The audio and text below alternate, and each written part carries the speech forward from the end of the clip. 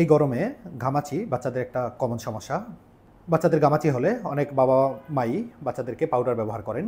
এই পাউডার ব্যবহারে বাচ্চার ঘামাচি তো কমেই না, বরঞ্চ ঘামাচি আরও বাড়ে।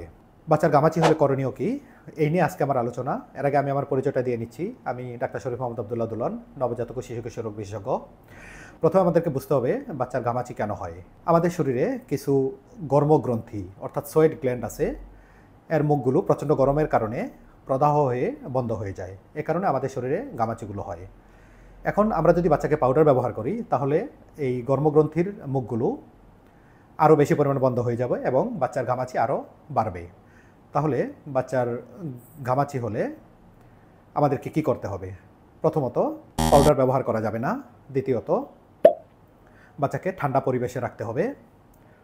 তৃতীয়ত, বাচ্চাকে প্রতিদিন গোসল করাতে হবে। একবার তো অবশ্যই গোসল করাতে হবে, প্রয়োজনে 2 বার গোসল করাতে হবে। যদি 2 বার গোসল করানো সম্ভব না হয়, বাচ্চার গা মুছিয়ে দিতে হবে।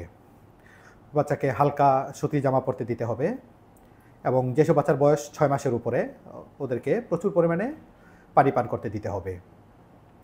এরপরেও অনেক সময় দেখা যায় যে বাচ্চার শরীরে ঘামাচি এত বেড়ে যায় যে বাচ্চার দেখা যায় যে একটু কষ্ট হয়। এক্ষেত্রে আমরা ডাক্তারের পরামর্শ মতো ক্যালামাইন জাতীয় লোশন ব্যবহার করতে পারি।